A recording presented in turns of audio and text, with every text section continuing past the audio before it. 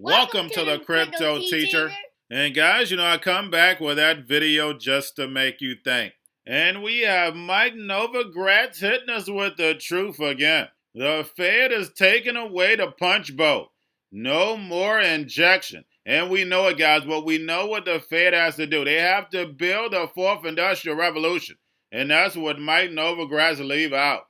We know the robots, algorithms, and drones are about to take over this economy. And they're going to pay each other with cryptos. But once we're in the middle of the fourth industrial revolution, the building, blockchain, and cryptos are going to start rising.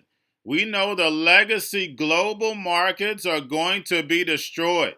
We will no longer have fiat currencies. We're going to a cashless society, and that is globally. Bretton Woods 2.0 is right around the corner.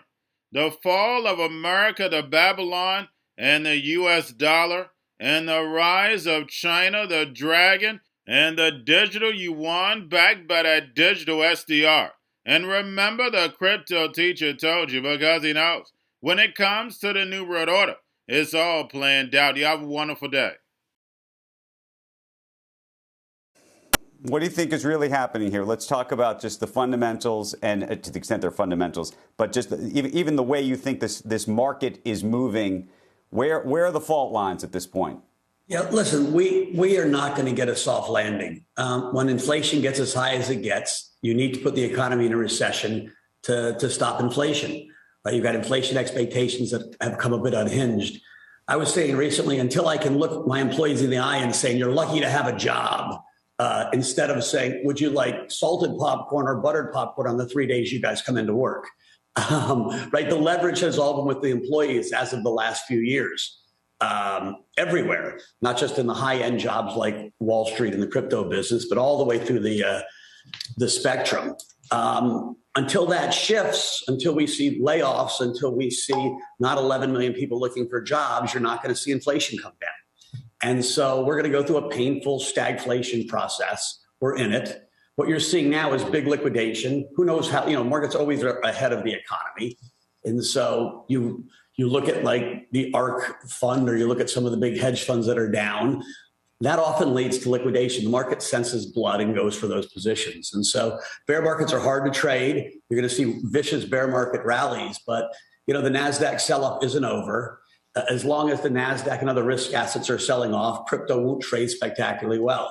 The bright note for crypto is that I've just been on a 3-week conference trip where you're speaking at conferences and meeting people. It's amazing how much institutional capital is starting to line up to come into the place. BlackRock, Blackstone, Citadel, Apollo, all building major crypto efforts. And so it's completely intuitive to me that there's a backstop somewhere in crypto. I said early in the year I thought Bitcoin would be 30,000, 50,000. Lots of macro headwinds and lots of adoption. I think that's still the range. We're edging towards the lower end of the range. And I think that's just the setup. It's unfortunately a painful one for most investors, right? When there's inflation, nobody makes money. Let's just 30,000 feet. Put your macro trader hat on again for a second, though, which is to say, and I'm sure you're getting calls like this even in the last 24 hours. What do I do? What's happening here? If you're an investor who, let's say, cares about where the market may be, call it 2 or 3 years from now, but not necessarily in the next 12 months. Let's say 12 months, you don't need the cash, but you may need the cash in 3 years from now, 4 years from now.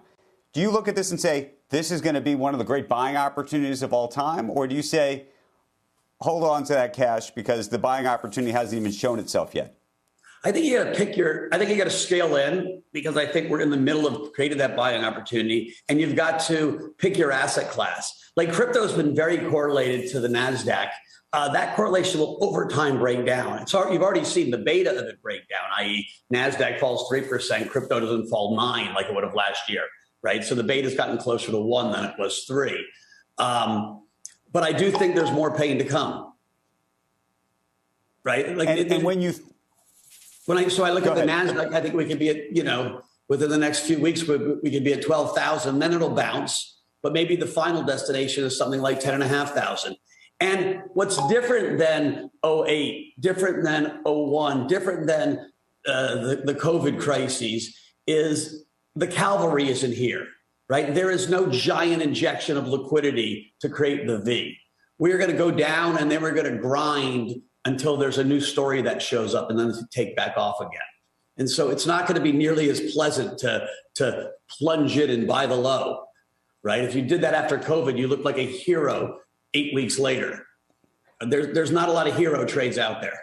We're going to a different economy, and we're going to be learning more about that as we go. But clearly, we're learning that things can be done from remote locations. We're learning that technology can replace people even more than we thought. We're not going back to the same economy. We're recovering, but to a different economy, and it'll be one that is more leveraged to technology. And I worry that that is going to make it even more difficult than it was for many workers. In Silicon Valley, and my friends who work in technology know that what we did to the manufacturing workers, we are now going to do to the retail workers, the call center workers, the fast food workers, the truck drivers, and then even bookkeepers, accountants, insurance agents, lawyers, and on through the economy. So what happened to the manufacturing workers is a very clear sign. This effort. And China has big plans for this. They intend to seed their digital yuan into the global environment by giving it away to visitors at next winter's Olympics. When they arrive at the airport, they're going to get yuan digital wallets. They're going to receive digital yuan. They're going to use it throughout their visits to Beijing, and then they're going to take it back to their home countries. They see this as a huge advantage. Why? Because who controls the underlying protocols, who controls the underlying standards of the future of money will control the future of money.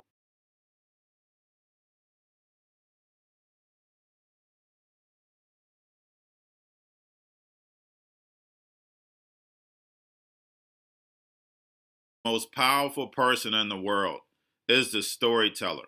The storyteller sets the vision, values, and agenda of an entire generation to come.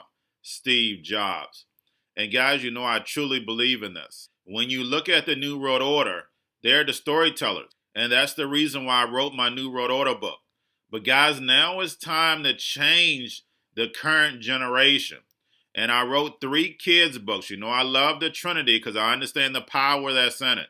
So I have 3 books. We have an opportunity to change the generation, to educate, not just me, but I want to show you that I take action on a daily basis.